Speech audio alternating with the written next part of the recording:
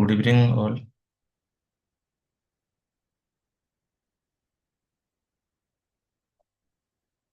हम last class पढ़े थे चरक सूत्रस्थान प्रथम अध्याय के 14 नंबर श्लोक तक।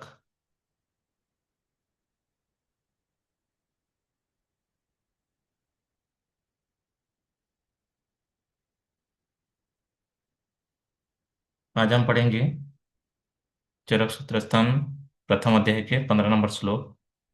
जो लास्ट क्लास हमने थोड़ा देखे थे लेकिन डिटेल्स में डिस्कस नहीं किए थे हम। तो देखते हैं। ठीक है।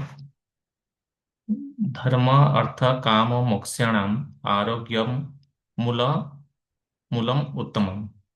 ठीक है, यानी क्या है? धर्म अर्थ काम और मोक्ष जो है वो क्या है? चतुर्विधा पुरुषार्थ का उत्तम मूल है। ठीक है। क्या क्या है? धर्म अर्थ काम और मोक्ष, ये चारों को मिला के क्या बनता है अपना? चतुर्विधा पुरुषार्थ। ठीक है। तो क्वेश्चन पूछता है धर्म अर्थ काम और मोक्ष को मिलित में क्या बोला जाता है? उसको बोला जाता है चतुर्विधा पुरुषार्थ।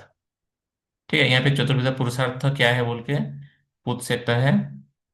चारों तीन ऑप्शन चार या ऐसे चार चार ऑप्शन का चार ऑप्शन दिया होगा। ठीक है।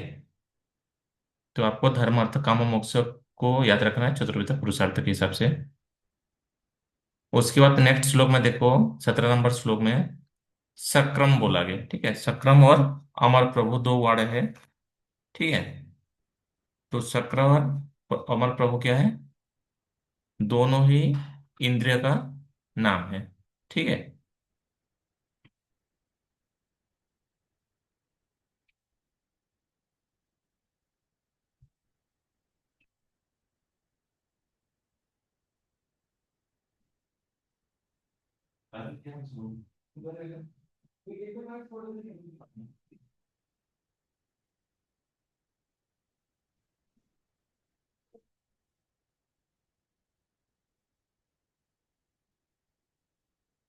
ठीक है। तो सक्र और अमर प्रभु दोनों क्या है? इंद्र का नाम है। ठीक है, याद रख लेना। उसके बाद नेक्स्ट श्लोक है 24 नंबर श्लोक पे आ जाओ। 24 नंबर श्लोक क्या है? हेतु लिंग औषध ज्ञानम स्वस्थ आत्रम परायणम त्रिसूत्रम शाश्वतम पूर्णम बुबुधे यह पितामह। ठीक है। तो ये श्लोक क्या बताता है? हेतु, लिंग और औषध। ठीक है।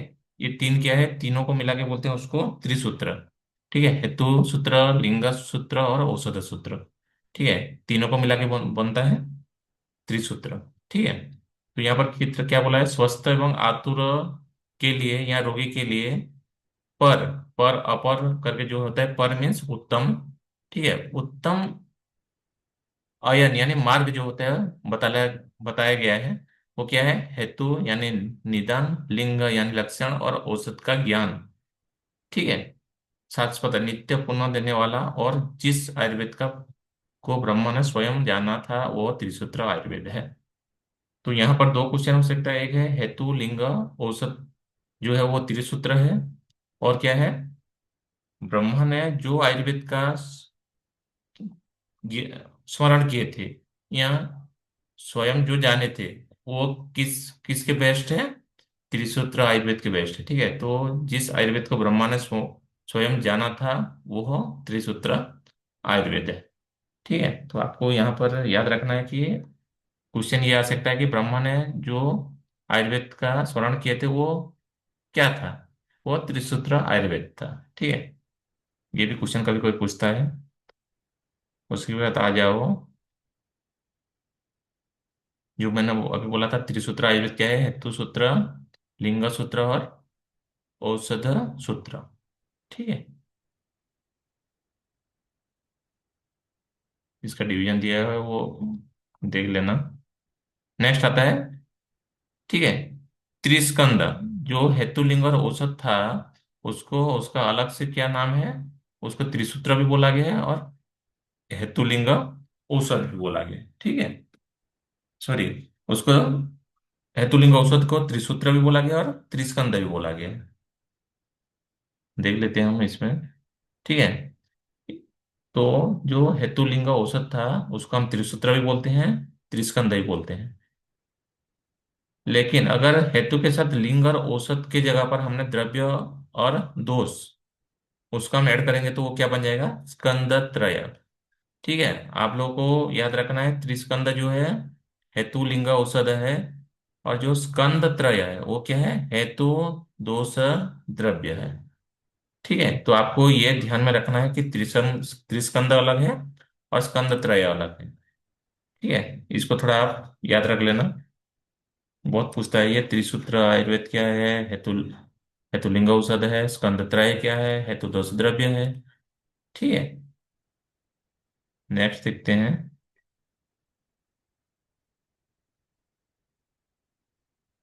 नेक्स्ट आता है आपका सठ पदार्थ। सठ पदार्थ क्या है, सठ मीन छह, पदार्थ में, ठीक है, छह पदार्थ का जो वर्णन किया गया वो है सठ पदार्थ विज्ञान। श्लोक क्या बोलता है, सामान्यम च विषम च गुणान द्रव्याणि कर्म च, सामान्यम च विषम च गुणान द्रव्याणि कर्म च समवायम च तज्ञत्वा त्रिक्तम विधि मस्तः। यानी सामान्य विशेष गुण द्रव्य कर्म और समवाय मिलके बनता है सठ पदार्थ। 1 2 3 4 5 6, ये छह को मिला के सठ पदार्थ बनता है।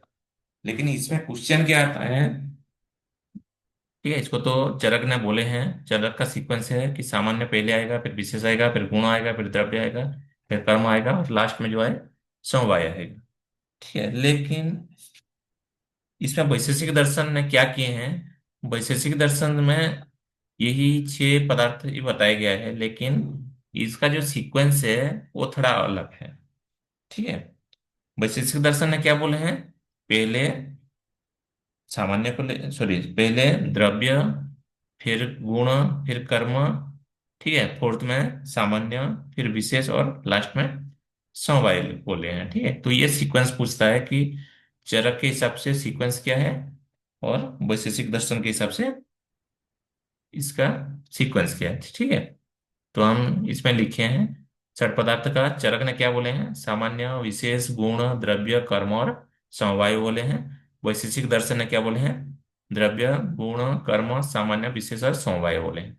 ठीक है। अन्य आचार्यों ने पदार्थ का अलग अलग वर्णन किया, कोई एक बोला है, कोई दो बोला है, कोई पांच बोला है, कोई छह बोला है, सात भी बोले हैं। लेकिन चरक ने जो छह बोले हैं वो है सामान्य विशेष गुण कर्म द्रव्य, द्रव्य कर्म समवाय बोले हैं। वैशेषिक दर्शन ने उसका सीक्वेंस बदल के द्रव्य गुण कर्म सामान्य विशेष और समवाय बोले हैं। ठीक है। तो आपको यही साइड पे कहीं पर भी जहाँ पे स्पेस मिले आपको वहां पर लिख देना, वैशेषिक दर्शन के हिसाब से इसका सीक्वेंस क्या है वो लिख देना। ठीक है। नेक्स्ट, न्याय दर्शनों ने सात पदार्थ माने हैं, पर चरक के अनुसार ही वैशेषिक दर्शन भी छह ही पदार्थ माने हैं। ठीक है। चरक भी माने हैं, वैशेषिक दर्शन ने भी माने हैं, और बाकी जो आचार्य हैं, न्याय न्याय दर्शन हो गया, और जो बाकी जो दर्शन है वो छह सात ऐसे माने हैं, वो हम पदार्थ विज्ञान जब पढ़ेंगे उसमें हम पदार्थ कंसेप्ट में पढ़ेंगे, तो इसमें हम डिटेल्स नहीं जाएंगे। सिर्फ आप यहाँ पर इतना याद रख लो कि चरक ने क्या सीक्वेंस माने और वैशेषिक दर्शन ने क्या सीक्वेंस माने। ठीक है।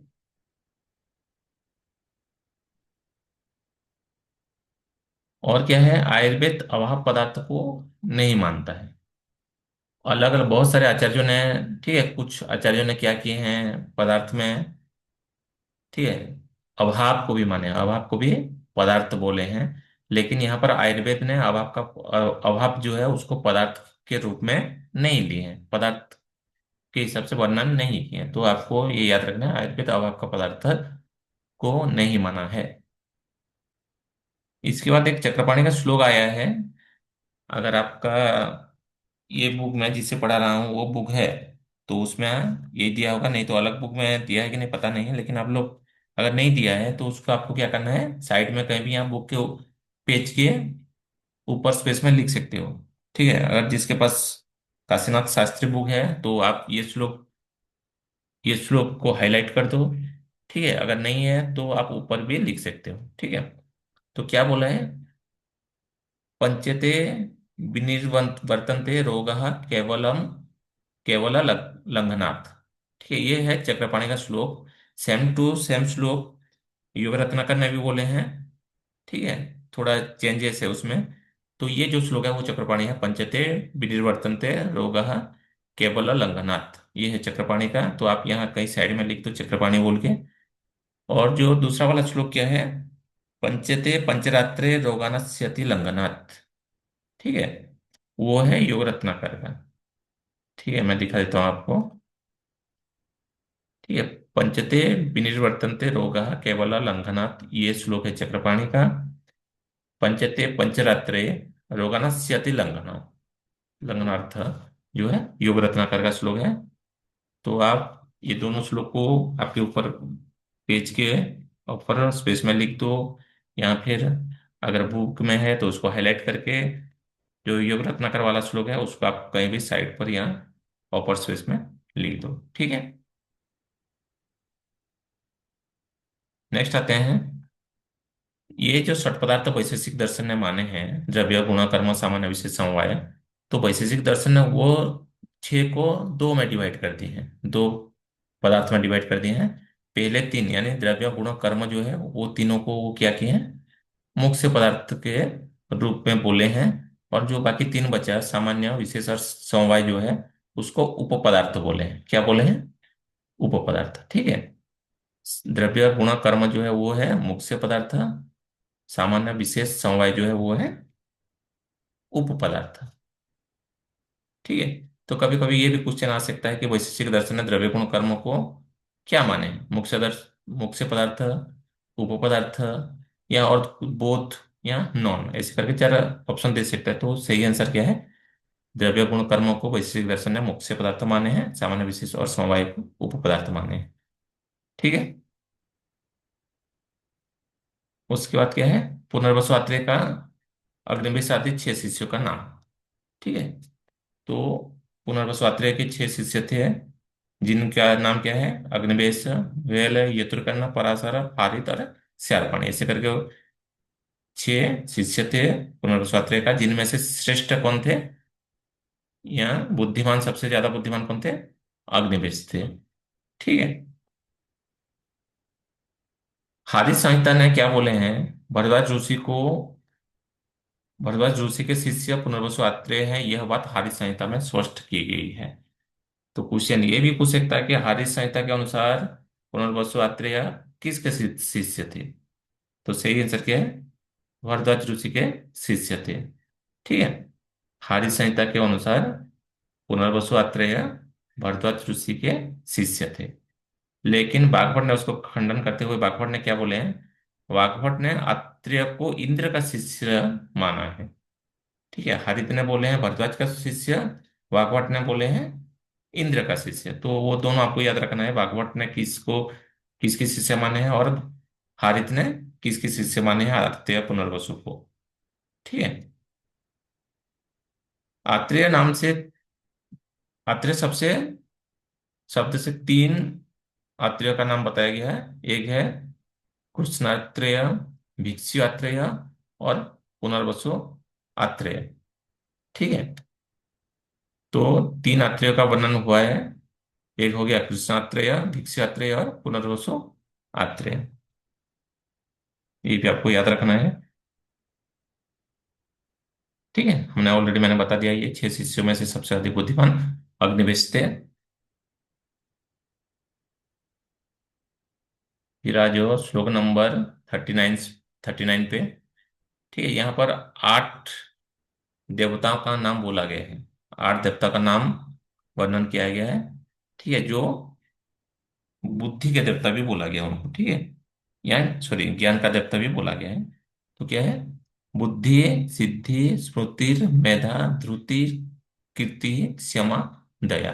ठीक है, बुद्धिवान, सिद्धि टू, स्मृति थ्री, मेधा फोर, धृति फिफ्थ, कीर्ति सिक्स, क्षमा सेवन, दया एट। तो ये जो आठ नाम है, बुद्धि, सिद्धि, स्मृति, मेधा, धृति, कीर्ति, क्षमा, दया, इनको अष्ट देवता बोला गया है। और ये किसके अष्ट देवता हैं, ज्ञान के देवता हैं। ठीक है, ज्ञान के आठ देवता का नाम है। ठीक है, कभी कभी क्वेश्चन में पूछ लेता है, क्वेश्चन टोल्ड फॉर। ठीक है, या क्वेश्चन किस कौन से संदर्भ में लिखा गया, तो वो क्या है, ज्ञान अष्ट देवता या ज्ञान के देवता के बारे में बताया गया है। ठीक है, या फिर ये श्लोक डाल के लिख सकता है कि क्या है, अष्ट देवताओं का नाम, अष्ट पदार्थ, ठीक है, और दो कुछ दिया होगा, तो आपको सही आंसर क्या है इसका, अष्ट देवताओं का नाम है या ज्ञान का देवता का नाम है। नेक्स्ट श्लोक आता है आयुर्वेद की परिभाषा के ऊपर। ठीक है, हिताहितम सुखम दुखम आयुष्य हिताहितम मानव चित्त यत्रुक्तम आयुर्वेद स उच्यते। फेमस श्लोक है, भाइवा में जो श्लोक आए ना आए ये श्लोक सबको आता है, हिताहितम सुखम दुखम आयुष्य हिताहितम मानव चित्त यत्रुक्तम आयुर्वेदम स उच्यते। ठीक है, ये क्या है, आयुर्वेद की परिभाषा है। ठीक है, जिस ग्रंथ में हित आयु अहित आयु सुख आयु दुख आयु इन चारों प्रकार के आयु के लिए हित पदार्थ, हित अहित यानी पथ्य और अपथ्य का वर्णन है। इस आयु आयु का मान बताया गया यानी प्रमाण बताया गया है, और अप्रमाण बताया गया है, और आयु का स्वरूप बताया गया है। उसी आयुर्वेद शास्त्र को आयुर्वेद शास्त्र कहा जाता है। ठीक है, तो चरक सूत्रतन पहले नंबर चैप्टर पे भी आयुर्वेद का परिभाषा है, और चरक सूत्रस्थान जो शेष अध्याय है, यानी चरक सूत्रस्थान 30 नंबर जो अध्याय है वहां पर भी आयुर्वेद का परिभाषा का वर्णन किया गया है। ठीक है, तो उसको भी आपको याद रखना है। ठीक है, हमने तो देख लिया सूत्रस्थान प्रथम अध्याय में, हिताहितम सुखम दुखम आयुर्वेद से हिताहितम मानव चेत्र युक्त आयुर्वेद सौचित्य, आयुर्वेद का परिभाषा बोला गया है। लेकिन चरक सूत्रस्थान 30 नंबर अध्याय में क्या बोला गया है, तथायुर्वेद यत् इति आयुर्वेद। ठीक है, स्वलक्षणम सुख सुखतो हित अहित अहिततः प्रमाण अप्रमाणतश्च यतश्च आयुष्माणि आयुष्याणि अनायुष्याणि च द्रव्य द्रव्य गुण कर्माणि वेद वेदयत्यो अपि आयुर्वेद। ठीक है, ऐसे करके चरक सूत्रस्थान 30 नंबर चैप्टर पे आयु का परिभाषा बताया गया है। ठीक है, आप चरक सूत्रस्थान 30 नंबर चैप्टर पे ये श्लोक में जाके आप हाईलाइट कर लेंगे, यहाँ पर लिख दो, ऑल्सो डिस्क्राइब्ड इन चरक सूत्रस्थान 30। ठीक है, चरक सूत्रस्थान प्रथम अध्याय और शेष अध्याय या 30 नंबर अध्याय दोनों में आयुर्वेद का परिभाषा का वर्णन किया गया है। तो ये आप लोग याद कर लेना। कभी कोई क्वेश्चन पूछता है आयुर्वेद की परिभाषा कहाँ पर वर्णन किया गया है, चरक में कहाँ पर वर्णन किया गया, तो चरक सूत्रस्थान प्रथम अध्याय है, चरक सूत्रस्थान 30 नंबर अध्याय है, बोथ ए एंड बी, और तीस फोर्थ वन कोई आंसर दिया होगा तो आपको, अगर दोनों आंसर है तो दोनों लगा बोथ लगाना है, अगर सूत्रस्थान प्रथम प्रथम अध्याय दिया तो प्रथम अध्याय लिखना है, और अगर 30 नंबर अध्याय है वो भी सही आंसर है। ठीक है, नेक्स्ट आते हैं आयु के लक्षण और पर्याय के बारे में। शरीर इंद्रिय सत्वात्म संयोगधारी जीवितम नित्यगंधानो नित्यगश्च अनुबंधश्च पर्याये आयुर्उच्यते। ठीक है, तो यहाँ पर आयु हम किसको बोलेंगे, जब शरीर इंद्रिय सत्व यानी मन और आत्मा का संयोग होगा, ये चारों का संयोग होने से हम इसको क्या बोलेंगे, आयु बोलेंगे या जीवित बोलेंगे। और आयु के पर्याय क्या क्या है, आयु के पर्याय यहाँ चार बताया गया है, धारी, जीवितम, नित्यग, अनुबंध। ठीक है, ये चार क्या है, धारी जीवितम नित्यग अनुबंध, ये चार क्या है, आयु के पर्याय है। और शरीर इंद्रिय मन और आत्मा के संयोग को आयु बोला गया है। ठीक है, ये बहुत पूछता है, धारी किसका पर्याय है, जीवित किसका पर्याय है, नित्य का किसका पर्याय है, अनुबंध किसका पर्याय है, ये बहुत क्वेश्चन पूछता है। ठीक है, तो ये क्या है सर, आयु के पर्याय है। और क्या बोला कि चरक सूत्रस्थान 30 नंबर अध्याय में ये जो नित्यक है, नित्यक की जगह पर आचार्य चरक ने क्या बोले हैं, यहाँ पर थोड़ा वर्ड को चेंज करके वो क्या बोले हैं, नित्यक की जगह पर चेतना बताएं। ठीक है, धारी जीविता नित्य का यानी नित्य की जगह पर चेतना, और अनुबंध करके नित्य की जगह पर चेतना माने, तो ये भी कभी कभी क्वेश्चन पूछता है। ठीक है, आचार्य चरक ने अध्याय 30 में नित्य के स्थान पर क्या माने, ठीक है, वहां पर वो चेतना का वर्णन किए हैं। नेक्स्ट आ जाओ आप 43 नंबर श्लोक पे। ठीक है, यहाँ पर क्या बोला गया है? तस्य आयुषः पुण्यतमो वेदो वेद विदम मतः। ठीक है, इसका मेनली रेफरेंस पूछता है। ठीक है, कि ये श्लोक कहाँ पर वर्णन है। तस्य आयुषः पुण्यतमो वेदो वेद विदम मतः। ये श्लोक कहाँ पर वर्णन किया गया है? तो ये वर्णन है चरक सूत्र प्रथम अध्याय में वर्णन किया गया है। ठीक है, तो इसको आप याद रख लेना।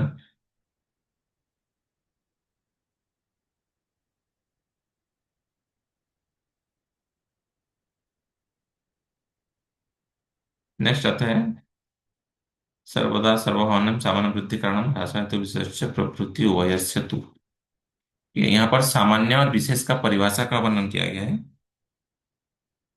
ठीक है, सर्वदा सर्वभावनम सामान्यम वृद्धि कारणम, ये जो है सामान्य का परिभाषा है। ह्रास्व हेतु विशेष प्रवृत्ति उभयस्य तु। ठीक है, सर्वदा सर्वभावनम सामान्यम वृद्धि कारणम, सभी भावों की वृद्धि करने वाला सामान्य होता है।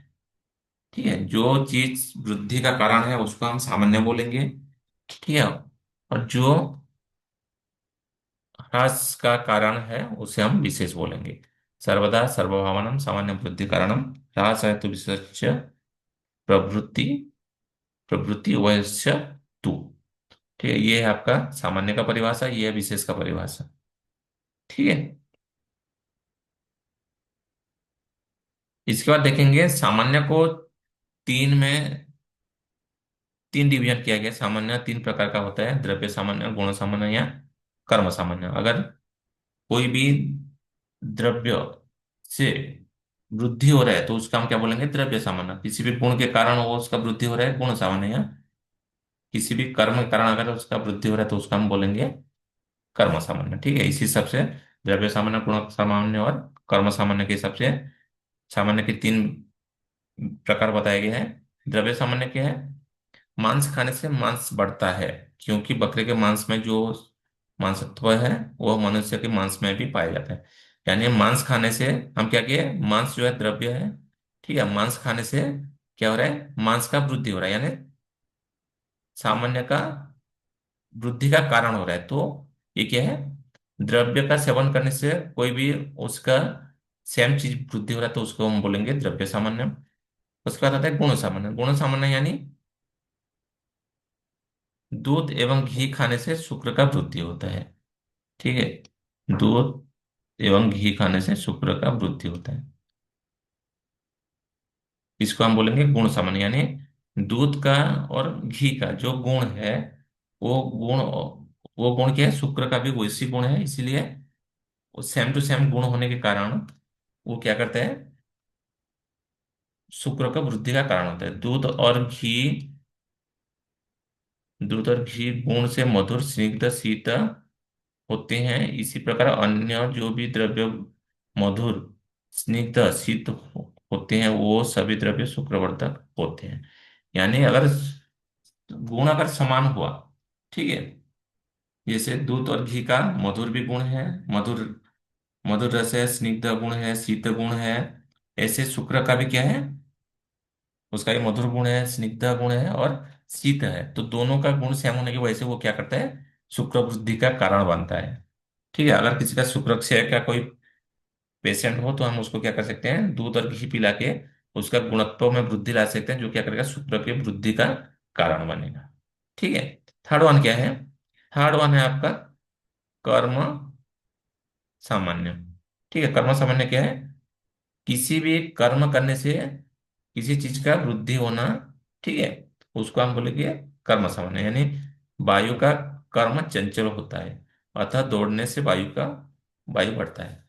ठीक है, अगर हम दौड़ते हैं या फिर अत्यधिक व्यायाम करते हैं, क्या करते हैं, रात्रि जागरण करते हैं, तो उसमें क्या होता है, वायु का वृद्धि होता है। ठीक है, वो क्या करता है, वायु को बढ़ाता है, जो क्या करता है, वायु का वृद्धि का कारण बनता है। तो इसी हिसाब से द्रव्य, गुण और कर्म तीन होते हैं। द्रव्य सामान्य, गुण सामान्य और कर्म सामान्य। ठीक है। इसमें जो ये वाला श्लोक बोला गया है वो है द्रव्य सामान्य के लिए। इसमें जो ये वाला श्लोक है शास्त्र विशिष्ट प्रवृत्ति वह सेतु, इसको द्रव्य विशेष बोला गया है। ठीक है। द्रव्य सामान्य, द्रव्य विशेष लिख देना यहाँ पर। द्रव्य, द्रव्य सामान्य बोल के यहाँ पर द्रव्य विशेष बोल के। ठीक है। उसके बाद आता है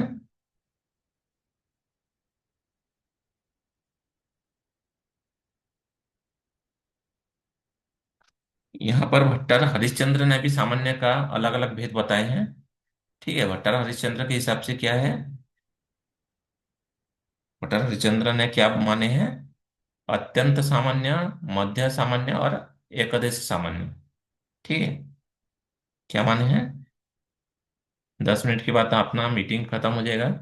तो अगर 10 मिनट के अंदर हम जितना पढ़ाए होंगे उसके बाद अगर एंडिंग हो जा रहा है तो हम उसको नेक्स्ट क्लास में कंटिन्यू करेंगे। ठीक है। तो हम जितना पढ़ सकते हैं पढ़ लेते हैं 10 मिनट के अंदर। ठीक है। तो भट्टर यहाँ पर लिख दो आप, भट्टर हरिश्चंद्र। ठीक है। भट्टर हरिश्चंद्र ने क्या बोले हैं, सामान्य तीन प्रकार का माने हैं, अत्यंत सामान्य, मध्य सामान्य और एकादश सामान्य। ठीक है। ऐसे ही विशेष का भी तीन प्रकार माना गया है। द्रव्य जैसे द्रव्य सामान्य, गुण सामान्य, कर्म सामान्य था, ऐसे से विशेष का भी तीन प्रकार होता है, द्रव्य विशेष, गुण विशेष और कर्म विशेष। ठीक है। लेकिन भट्टार हरिश्चंद्र ने सिर्फ सामान्य का ही भेद माने हैं। ठीक है। क्या है, अत्यंत सामान्य, मध्य सामान्य और एकदश सामान्य। इसको आप याद कर लेना भट्टार हरिश्चंद्र के हिसाब से।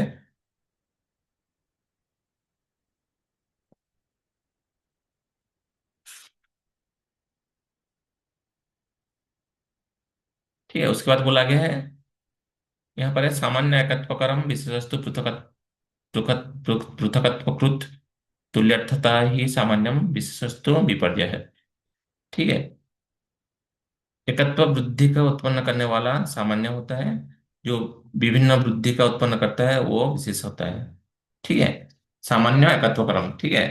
जो एकता करता है, यहाँ एकत्व का बुद्धि, एकत्व बुद्धि को ज्ञान प्राप्त कराता है वो है सामान्य एकत्व कर्म। ठीक है। इसको हम गुण सामान्य बोलेंगे। सामान्य एकत्व क्या है, वो गुण सामान्य है। विशेष तो पृथक। ठीक है। जो विभिन्न बुद्धि का उत्पन्न करता है वो विशेष है, अर्थात जो अलग करने वाले बुद्धि है उसे विशेष कहा जाता है। सामान्य तुल्य अर्थ को बतलाता है, विशेष इनमें विशेष विपरीत अर्थ का बोध कराता है। यानी तुल्यर्थता ही सामान्य, अगर दो तीन चीज को हम तुलना करेंगे कि उसमें साम्यता देखेंगे तो वो है तुल्यर्थता। इसको हम उसको बोलेंगे कर्म सामान्य। ठीक है। तुल्यर्थता ही सामान्य, हम तुलना कर रहे हैं। ठीक है। कंपेयर कर रहे हैं, तो वो क्या है, कर्म सामान्य। एक है विशेषत्व विपर्जय, यानी विशेष, ये ये एक चीज दूसरे से विशेष है, अलग है, तो वो क्या हो गया विपर्जय, यानी ह्रास का कारण। तो वो क्या है विपर्जय, तो विपर्जय तो विपर्जय। ठीक है। विशेष विशेषस्तु विपर्जय। ठीक है। ये है कर्म विशेष। ये हो गया गुण सामान्य, ये हो गया गुण विशेष, ये हो गया कर्म सामान्य, ये हो गया कर्म विशेष। ठीक है। न्याय न्याय दर्शन ने भी अलग माने हैं। न्याय दर्शन ने क्या माने हैं, यहाँ पर आप लिख दो कहीं पर साइड, यहाँ लिख दो आप। न्याय दर्शन के अनुसार सामान्य दो भेद होते हैं, एक है पर सामान्य, दूसरा है अपर सामान्य। ठीक है। न्याय दर्शन ने भी सामान्य के दो भेद माने हैं, एक है आपका पर सामान्य, दूसरा है अपर सामान्य। ठीक है।